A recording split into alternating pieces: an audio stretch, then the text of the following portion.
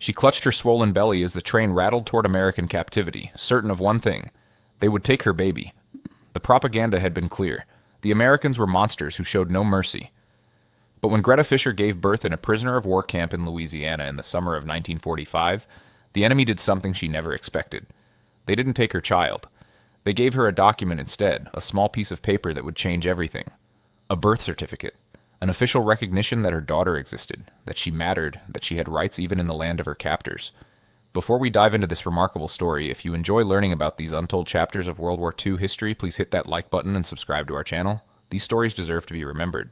The war in Europe ended on May 8, 1945, but for Greta Fisher, a 24-year-old auxiliary worker from Stuttgart, that date marked not liberation, but the beginning of something terrifying. She had spent the final months of the war operating radio equipment for the Wehrmacht, her hands moving across dials and switches in a bunker that smelled of diesel and damp concrete. Her husband, Klaus, had been sent to the Eastern Front 2 years earlier. She had received no letters in 14 months. She knew what that silence meant, even if she couldn't bring herself to say it aloud. When the Americans arrived, they rounded up everyone who had worked for the military. Greta was 5 months pregnant. Her belly was just beginning to show beneath her worn gray uniform. The other women whispered warnings as they waited in lines to be processed. The Americans will take pregnant women to separate camps. They'll experiment on you. They'll take your baby and give it to American families. The rumors spread like infection, each one more horrific than the last. Greta said nothing. She pressed her hand against her stomach and felt the flutter of movement inside. This child was all she had left. Klaus was likely dead. Her family home in Stuttgart had been destroyed in a bombing raid the previous winter. Her mother and younger sister had fled to the countryside, and she didn't know if they were alive. This baby, this tiny life growing inside her, was the only future she could imagine. The journey across the Atlantic took 3 weeks. The ship was a converted troop transport, its holds packed with German prisoners. Greta shared a cramped space with 40 other women, most of them young, all of them exhausted and frightened. The smell of unwashed bodies and seawater filled the air. Many were seasick, vomiting into buckets that sloshed with the ship's movement. Greta was lucky. Her stomach remained steady, though whether that was due to the pregnancy or simple stubbornness, she couldn't say. During those long days at sea, the women talked in low voices. They shared stories they'd heard about American prison camps. Some said the Americans worked prisoners to death in coal mines. Others claimed prisoners were put into cages and displayed like animals in zoos. A woman named Helga, who had been a nurse, told Greta directly one night, "They won't let you keep the baby. American women want German children for themselves. They'll take it the moment it's born. You won't even get to hold it." Greta didn't sleep that night. She lay in her bunk, feeling her daughter kick and turn inside her. She had already decided the baby was a girl, though she had no reason to think so. She had even chosen a name, Emma, after her grandmother. She whispered to the child in the darkness, her lips barely moving. "I won't let them take you. I promise. I will fight them. I will die before I let them take you from me." The ship finally reached port in New Orleans on a blazing hot morning in early June. The sky was a shocking blue, unmarred by smoke or ash. Greta had not seen such a sky in years. Back in Germany, even before the bombing raids intensified, the air had always seemed gray, heavy with the weight of war. Here the sun blazed down with an intensity that made her squint as she walked down the gangway. The heat struck her like a physical blow. It was nothing like the mild summers of Stuttgart. This was wet, thick heat that clung to the skin and made every breath feel like drinking warm soup. Her uniform, already heavy with sweat from the crowded ship, stuck to her body. The other women stumbled on the dock, unused to solid ground after weeks at sea. American soldiers watched them with expressions Greta couldn't read. Not hostile, exactly, just watchful. Distant. They were loaded onto buses that smelled of diesel and hot vinyl. The seats were sticky. The windows didn't open. As the bus pulled away from the port, Greta pressed her face against the glass and stared at a world that seemed impossible. Buildings stood intact, their windows reflecting the sun. Cars moved along roads that weren't cratered by bombs. People walked on sidewalks carrying shopping bags, wearing clean clothes, laughing. Children rode bicycles. A woman pushed a baby carriage. Helga, sitting beside Greta, whispered, "Look at it. Not a scratch. Not a single bombed building. They won the war, and they never suffered for it." Greta said nothing, but the sight filled her with something she couldn't name. It wasn't quite envy. It wasn't quite resentment. It was more like disbelief. This was the enemy? These people with their clean streets and intact homes? The propaganda had told them America was weak, decadent, on the verge of collapse. The reality was the complete opposite. The bus drove for hours through countryside that seemed endless. Green fields stretched to the horizon. Farms with red barns and white fences dotted the landscape. Cows grazed peacefully. Everything looked untouched, fertile, abundant. Greta thought of the charred fields around Stuttgart, the skeletal remains of villages, the refugees trudging along roads with everything they owned in handcarts. The contrast was almost unbearable. Finally, as the sun began to sink toward the horizon, the bus turned off the main road and approached a gate flanked by guard towers. A sign read, Camp Ruston, Louisiana, Prisoner of War Facility. The gates opened and the bus rolled through into a compound of wooden barracks surrounded by barbed wire fencing. This was to be their home, though none of them knew for how long. The processing area was inside a long wooden building that smelled of pine and disinfectant. The women were directed to form lines. American officers sat at tables with stacks of forms and typewriters that clacked rhythmically. One by one, the women stepped forward to be registered. Names were recorded. Identification numbers were assigned. Photographs were taken. When Greta's turn came, she approached the desk slowly, one hand pressed protectively against her belly. The officer was a young man with sandy hair and freckles across his nose. He looked barely old enough to shave. He glanced at her stomach and then at his forms. Name? He asked in English. Greta Fisher, she replied, her English heavily accented but clear. She had learned some English in school before the war, though she'd had little occasion to use it. Age? 24. The officer typed for a moment, then looked up at her again, his eyes flicking to her belly once more. The propaganda machine had worked tirelessly for years to create this image of America. Through films, radio broadcasts, newspapers, and speeches, the German people had been fed a steady diet of information designed to make them fear and hate the Americans. The Americans were portrayed as a weak, decadent people corrupted by capitalism and racial mixing. They had no culture, no history worth mentioning, no real strength. They were mongrels who would crumble under the weight of superior German will and organization. And yet here was the reality.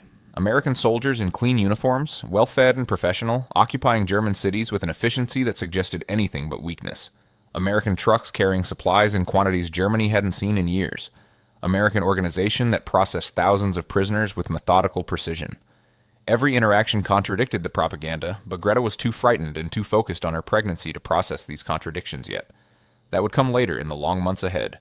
The fear of what would happen to her baby consumed everything else. In her more rational moments, Greta told herself the rumors couldn't all be true. Medical experiments and baby trafficking and deliberate cruelty couldn't all be happening simultaneously. But rationality had little place in a world that had become nothing but irrationality. She had watched her country tear itself apart in service of lies and madness. Why should the victors be any different? Why should the Americans show mercy when Germany had shown none? When is the baby due? He asked. Greta's heart hammered. This was it. This was when they would separate her from the others. This was when they would take her to the medical experiments or put her baby on a list to be taken away. Her voice came out as barely a whisper. September. Maybe late September. The officer nodded and made a note on his form. Then he did something Greta didn't expect. He smiled. It was a small smile, a little awkward, but genuine. Congratulations, he said. We'll make sure you get extra rations, and we'll notify the medical staff. They'll want to check on you regularly. Greta stared at him, unable to process the words. Extra rations? Medical care? She had expected condemnation, cruelty, punishment. Instead, this young man was talking about her health, about the baby's health, as though these things mattered, as though she were a person deserving of care rather than an enemy deserving of suffering. She was directed to the next station where a female nurse waited. The nurse was middle-aged, with kind eyes and capable hands. She spoke to Greta in simple English, and when Greta struggled to understand, the nurse fetched another prisoner who spoke both languages to translate. Through the translator, the nurse explained that Greta would receive a medical examination, not today but within the week. She would be given vitamins. Her diet would include milk, eggs, and fresh vegetables to support the pregnancy. She would be assigned lighter work duties that wouldn't strain her body. And when her time came, there was a hospital on the base where she would deliver the baby under proper medical supervision. Greta listened to all of this with growing disbelief. Every word contradicted everything she had been told to expect. She wanted to ask, why? Why are you helping me? Why do you care if my baby is healthy? But she couldn't form the words. She simply nodded and allowed herself to be led to the next station. The delousing station was next, and here Greta's fear returned. She had heard stories about this part of the process. The showers where they gassed you. The rooms where they stripped away your dignity along with your clothes. She entered a large tiled room with other women, all of them trembling, all of them expecting the worst. But there was no gas. There was no violence. There were only showers, hot water streaming from nozzles in the ceiling, and bars of soap handed out by a woman in a clean white uniform. Real soap. Not the gritty, harsh stuff they'd been given in Germany during the final years of the war, but proper soap that smelled faintly of lavender. Greta stood under the water and washed months of grime from her skin, The water was hot enough to sting, and it felt like a luxury beyond measure. She washed her hair, working her fingers through the tangles, feeling the weight of dirt and oil rinse away. Around her, other women were crying. Some were laughing. Some stood in silence, overwhelmed by the simple act of being clean. When they emerged from the showers, they were given clean clothes. Not uniforms, but simple cotton dresses and undergarments. The fabric was soft, worn, but clean. Greta dressed slowly, her hands shaking. She caught sight of herself in a mirror on the wall and barely recognized the woman staring back. Her face, now clean, looked younger than she remembered. Her hair, still damp, hung in dark waves around her shoulders. She looked human again. She looked like herself. That night in the barracks assigned to the women prisoners, Greta lay in a narrow bed with a thin mattress and a blanket that smelled of soap. It wasn't comfortable exactly, but it was clean, and it was hers. The woman in the bunk next to her, Helga, whispered in the darkness, "They're softening us up, making us trust them, and then they'll strike." Greta didn't reply. She placed her hand on her belly and felt Emma moving inside her. She didn't know what tomorrow would bring. She didn't know if Helga was right, but tonight, for the first time in months, she felt something that might have been hope. The days in Camp Ruston fell into a pattern that was both strange and strangely comforting. Each morning a bell rang at 6 o'clock. The women rose, washed at communal sinks, and filed to the mess hall for breakfast. And here was where the contradictions truly began to accumulate in Greta's mind. Breakfast consisted of oatmeal with brown sugar, scrambled eggs, toast with butter, and coffee. Real coffee, not the acorn substitute they'd been drinking in Germany. The first morning, Greta stared at her tray as though it might disappear if she blinked. She had not seen this much food on a single plate in years.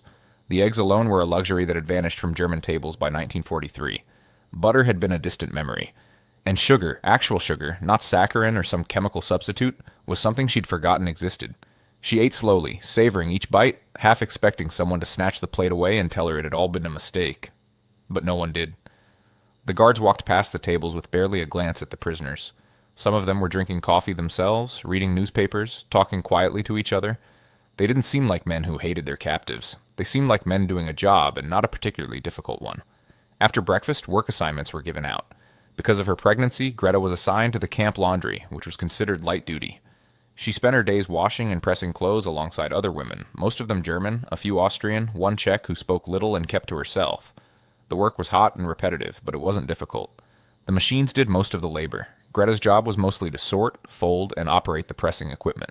For this work, she was paid. The concept was difficult to grasp at first. Paid, with money. Or rather with camp script, a kind of currency that could only be used in the camp canteen, but was currency nonetheless.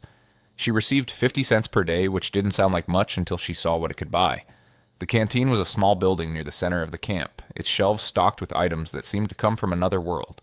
Chocolate bars, Coca-Cola, cigarettes, soap, toothpaste, writing paper and envelopes, combs and mirrors, small jars of hand cream, even lipstick, though Greta couldn't imagine who would want to wear lipstick in a prison camp.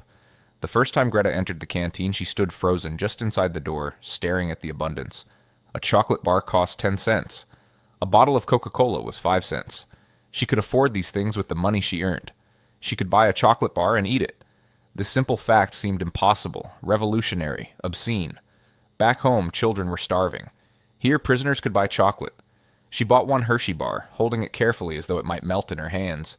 That night, lying in her bunk, she unwrapped it slowly and broke off a single square. The faikuyo, sweetness exploded on her tongue, rich and almost overwhelming after years of deprivation. She closed her eyes and felt tears slide down her cheeks. She didn't know if she was crying because the chocolate tasted good or because eating it made her feel guilty, knowing her mother and sister were likely scrounging for scraps in the ruins of Germany. Letters began to arrive, slowly at first, then more regularly. The mail system between occupied Germany and the United States was complicated and slow, but it worked. Greta received her first letter 3 weeks after arriving at Camp Ruston. It was from her sister Ilse, and it had been opened and read by censors before reaching her, but it was still a letter. Still a connection to home. The letter was brief and carefully worded, knowing it would be read by others. Ilse wrote that she and their mother were living with an aunt in a village outside Munich. They were alive. They were managing. Food was scarce. The house they were staying in was crowded with refugees. But they were safe, and they were together. She asked about Greta, about her health, about when she might come home. She said nothing about Klaus, and Greta understood what that silence meant. Greta wrote back, her hand shaking as she formed the letters. She told Ilse she was in America, in a camp in Louisiana. She was pregnant. The baby would come in September. She was being treated well, fed adequately, given medical care. She knew how these words would sound. How could she tell her starving family that she was eating eggs for breakfast? How could she explain that the enemy was taking better care of her than her own government ever had? She wrote carefully, "I am being treated according to international law. Do not worry about me. I think of you every day. I hope this war ends soon and we can be together again." She didn't mention the chocolate or the soap or the hot showers. Some truths were too cruel to share. As the weeks passed and summer deepened into its most oppressive heat, Greta's belly grew. By July, her pregnancy was obvious to everyone. She waddled rather than walked. Her back ached constantly. Her ankles swelled in the humidity. But she was healthy. The camp doctor, a middle-aged man with graying hair and gentle hands, examined her regularly. He measured her belly, listened to the baby's heartbeat through a stethoscope, checked her blood pressure, and pronounced everything normal. "You're doing well," he told her in his careful English. "The baby sounds strong. You should deliver without complications." And then one afternoon in late July, he said something that changed everything. "When the baby is born," he said, "we'll issue a birth certificate, an official U.S. document. It's standard procedure for all births on American soil." Greta stared at him, unable to process what he'd just said. "A birth certificate?" she managed to say. "Yes, it's the law. Any child born in the United States is entitled to a birth certificate, regardless of the circumstances of the birth or the status of the parents." That night, Greta lay awake long after the lights went out. A birth certificate. Official recognition that her child existed. That her child mattered. That her child had rights, even here. Even now, even born to a German prisoner in an American camp. The propaganda had prepared her for cruelty, for children torn from their mother's arms, for babies taken and never seen again. No one had prepared her for this, for bureaucracy, for documents, for the mundane machinery of a system that treated even enemy children as human beings deserving of paperwork. By August, Greta had been in the camp for 3 months. The routine had become familiar, almost comfortable in its predictability. Wake at 6, breakfast at 6:30, work from 7 to noon, lunch at 12:30, rest period until 2, work from 2 to 5, dinner at 6, free time until lights out at 10. It was a schedule that gave structure to days that might otherwise have blurred together in the Louisiana heat, but structure couldn't eliminate the contradictions that piled up in Greta's mind like stones building a wall between her past and her present. She was a prisoner, but she was fed better than she'd been fed in the last 3 years of freedom in Germany. She was an enemy, but she was receiving medical care that many German civilians couldn't access. She was captive, but she was paid for her labor and could buy small luxuries with her earnings. The other women felt it too. Conversations in the barracks at night often circled around these contradictions, trying to make sense of them, trying to reconcile what they'd been taught with what they were experiencing. "It's the Geneva Convention," said a woman named Margaret, who had worked as a secretary in the military administration. "They have to treat us humanely. It's international law." "But they could interpret that law however they want," Helga countered. "They could give us bread and water and call it humane treatment. Instead, they're giving us eggs and chocolate." "Because they can afford to," another woman said bitterly. "Look at this country. They weren't bombed. Their cities are intact. They have everything, and they're showing us that they have it. It's humiliation disguised as generosity." Greta listened to these debates, but rarely participated. She was too focused on her own transformation, both physical and psychological. Physically, her body was changing in ways that went beyond the pregnancy. Her cheeks had filled out. Her hair, which had been brittle and dull from malnutrition, was growing thick and shiny again. Her skin, which had been gray and papery, had regained color and elasticity. She was gaining weight, not just from the baby, but from having enough food for the first time in years. She caught glimpses of herself in windows and mirrors, and sometimes didn't recognize the woman looking back. This wasn't the gaunt, hollow-eyed creature who had boarded the ship in Europe. This was someone healthier, someone who looked like she might actually survive. But the psychological transformation was more unsettling. Every kindness, every act of basic human decency from the Americans chipped away at the foundation of everything she'd been taught.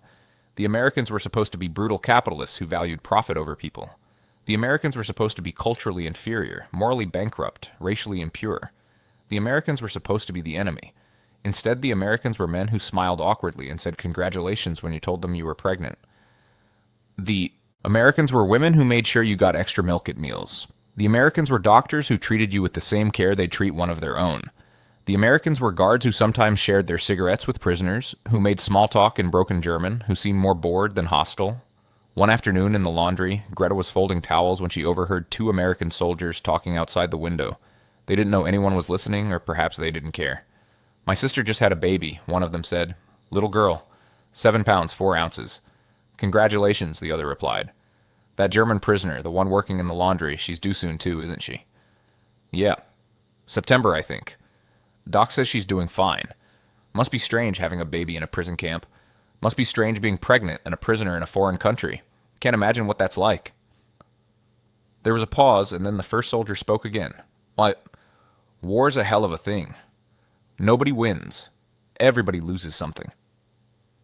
Greta stood very still, her hands frozen on the towel she'd been folding. These men weren't talking about her with contempt or cruelty.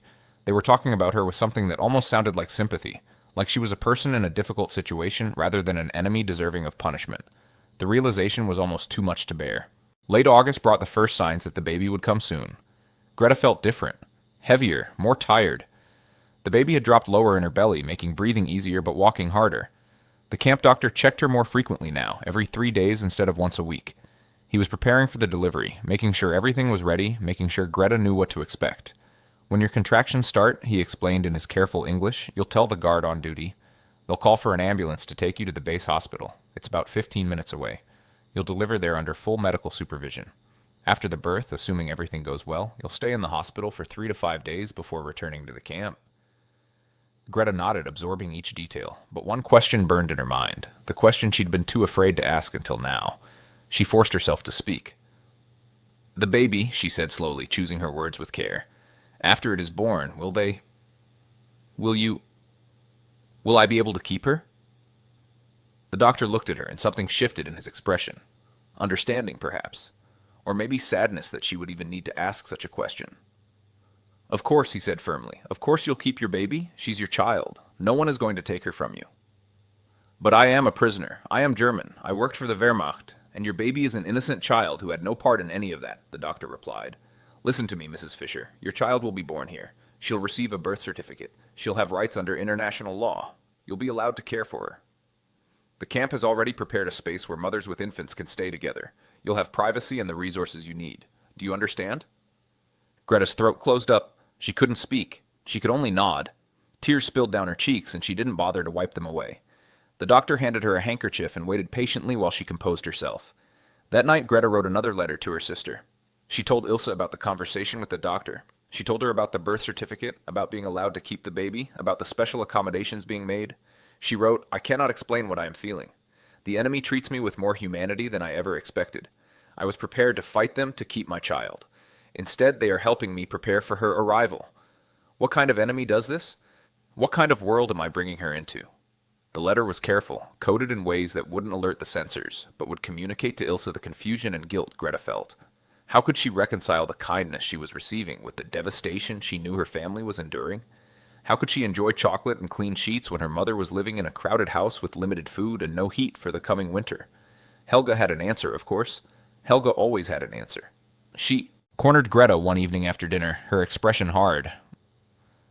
Don't let them fool you, she hissed. This kindness is strategic. They want us to feel grateful, so we'll cooperate. They want us to forget what they did to our country. They want us to become weak and compliant. Greta looked at her steadily. And what did our country do? She asked quietly. What did the Reich do for us?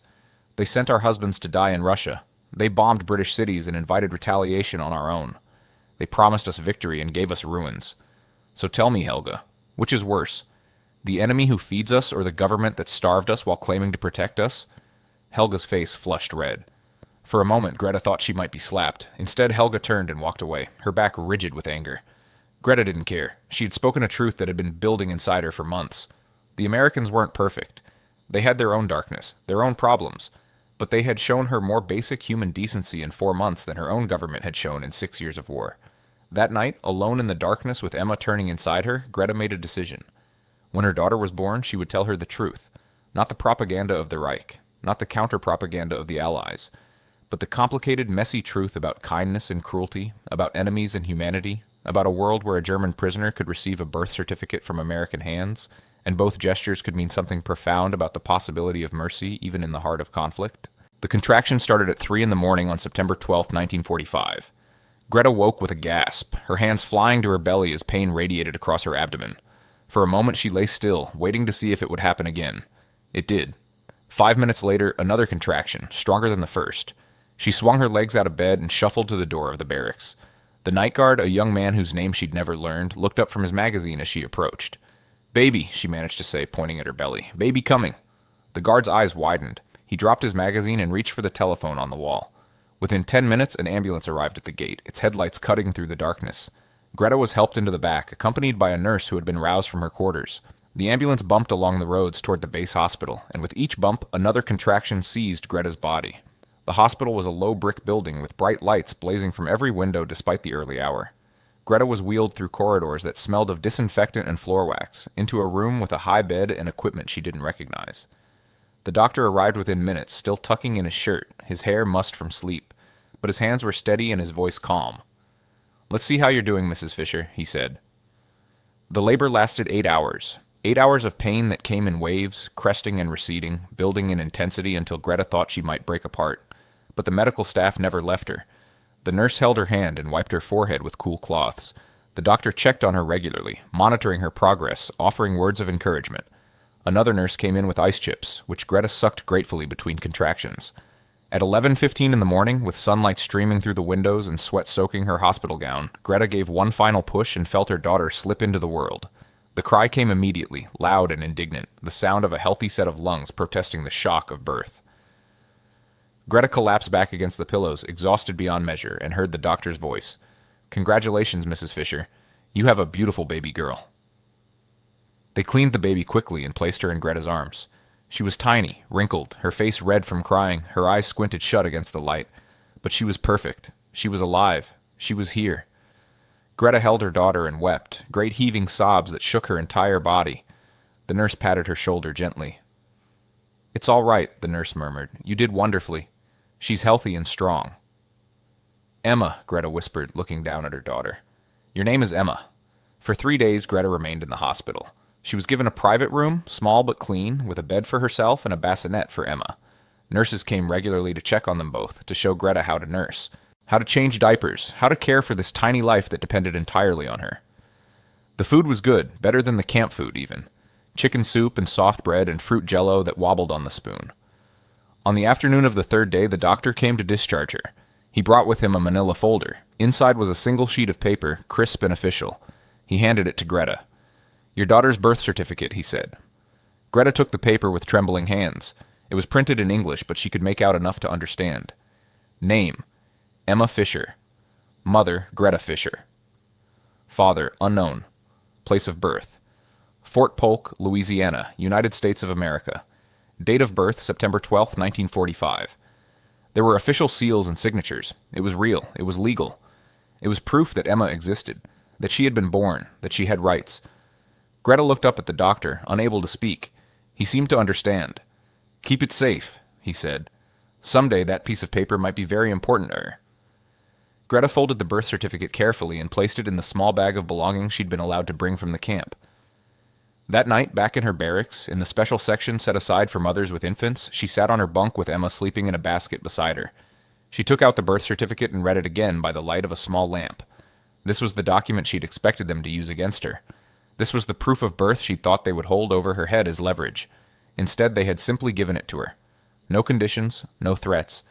Just a piece of paper that said, "Your daughter exists. She matters. She has a place in the world."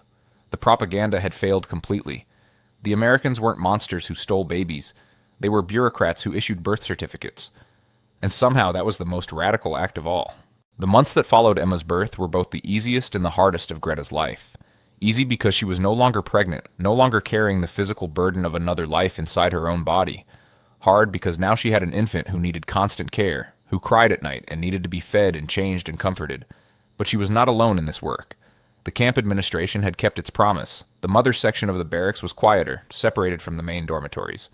There were 4 other women with babies or small children, and they helped each other with the exhausting work of childcare. When one mother needed to sleep, another would watch her baby. When someone needed extra diapers, they shared. They were prisoners, but they were also mothers, and motherhood created bonds that transcended nationality or politics. Greta was excused from laundry duty for 6 weeks after the birth. During that time, her job was simply to recover and care for Emma. The camp continued to provide extra rations, milk, eggs, fresh vegetables. A doctor visited weekly to check on Emma's growth and development. The baby thrived. She gained weight steadily. Her eyes, which had been the murky blue-gray of all newborns, gradually shifted to a clear hazel. Her hair came in dark and fine. She began to smile, to coo, to reach for objects with uncoordinated hands. Greta wrote letters home describing every detail. She knew her mother and sister would want to know everything about this baby, this new member of the family they might not meet for months or even years. She described Emma's fingers and toes, the way she nursed, the sounds she made, the expressions that crossed her tiny face. She included a photograph that the camp had allowed to be taken. Emma at 3 weeks old, wrapped in a blanket, sleeping peacefully. The response came 6 weeks later. Ilse's letter was tear-stained, the ink smudged in places. She wrote, "Mother wept when she saw the photograph. She says Emma looks like you did as a baby. She wants to know when you'll come home." Everyone asks. But we understand if it takes time. We are just grateful you are both safe and healthy. That is more than many can say these days. The question of going home loomed over everything. The war had ended 5 months ago, but repatriation was a slow and complicated process. Germany was occupied, divided into zones controlled by different Allied powers. Travel was restricted, resources were scarce. The Americans couldn't just load all the prisoners onto ships and send them back. There were papers to process, destinations to verify, transport to arrange. Some prisoners would go home within months. Others might wait a year or more. Greta found herself torn. Part of her desperately wanted to see her mother and sister, to introduce them to Emma, to be on German soil again. But another part of her was afraid of the Germany that awaited her. The letters from home painted a picture of devastation and despair. Food was scarce, housing was scarce, jobs were non-existent, the cities were ruins. The countryside was overrun with refugees. How would she survive there with an infant? How would she feed Emma when she couldn't even feed herself? Here in this prison camp in Louisiana, Emma was safe, fed, warm, growing. The contradiction was unbearable. Freedom meant returning to starvation. Captivity meant survival. What kind of choice was that? One evening in November, as autumn cooled the brutal heat of Louisiana, Greta sat with the other mothers in their section of the barracks. They were sharing a pot of tea that one of the guards had provided, a small luxury that made the evening feel almost normal. The conversation turned to the future, as it often did. "I don't know what we're going back to," said a woman named Elsa, who had a 6-month-old son.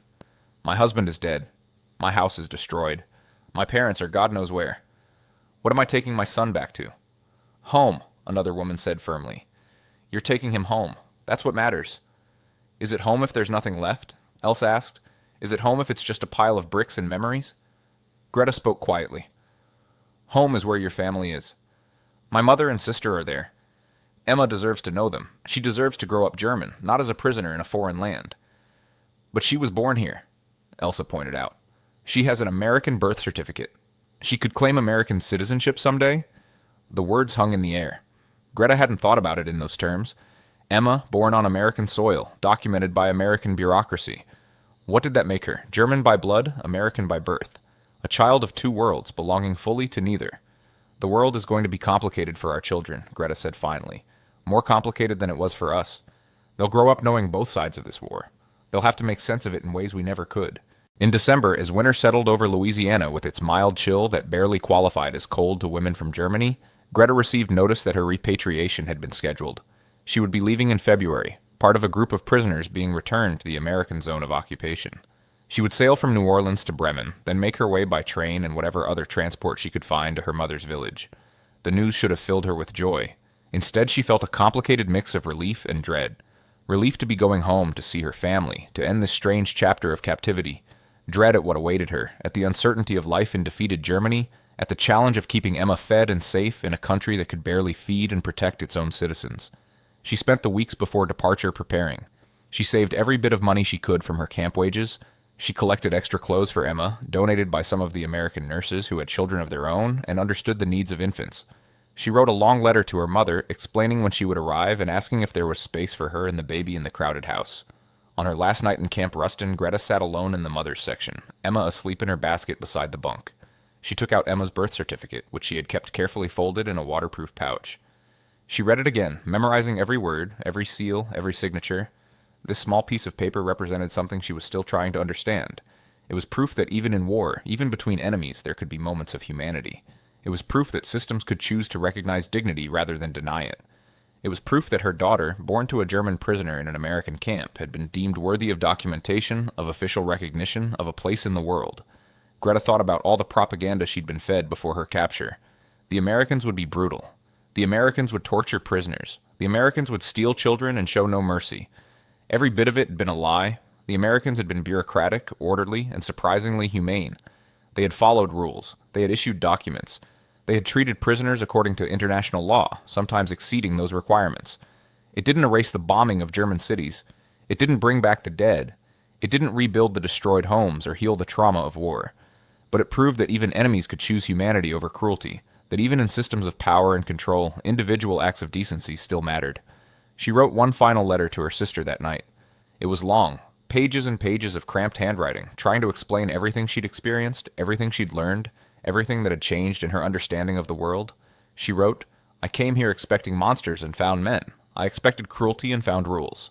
I expected them to take my baby and they gave her a birth certificate instead. I cannot explain what this means, Ilsa. It breaks everything I thought I knew. The enemy showed more care for my child than our own government ever did. How do I carry that knowledge? How do I go home and look at the ruins and not think about the abundance here? How do I reconcile these contradictions? Emma has a piece of paper that says she was born in America. Someday she'll ask me about it, and I will tell her the truth." Not propaganda from any side, but the complicated truth that the world is more complex than we're taught, that enemies can be humane, that prisoners can be treated with dignity, that even in the darkness of war, small lights of humanity can still shine. "I'm coming home, Ilsa, but I'm not the same woman who left. I don't know what I am anymore. German, yes. Mother, certainly.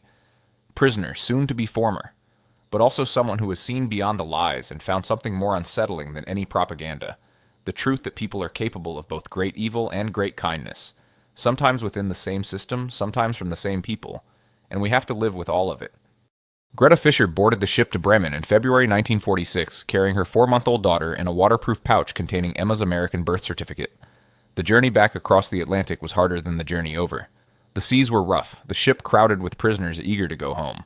But Greta kept Emma close, kept her fed and warm, and kept that birth certificate safe. She arrived in Germany to find exactly what the letters had described: ruins, hunger, chaos, but also family.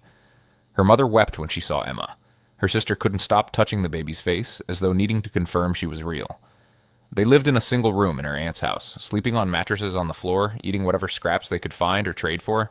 It was harder than the camp had been, much harder, but it was home. And slowly, painfully, Germany began to rebuild. Food became less scarce. The rubble was cleared. New buildings rose where old ones had fallen. Life impossibly continued. Emma grew up hearing two stories.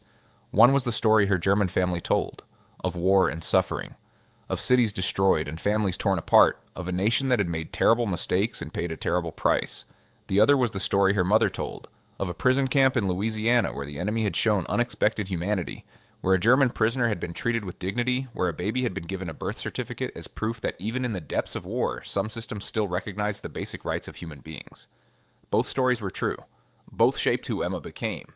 And when she grew old enough to ask questions, when she held that American birth certificate in her hands and asked what it meant, Greta told her daughter what she had learned in that Louisiana camp. "The world is complicated, Emma.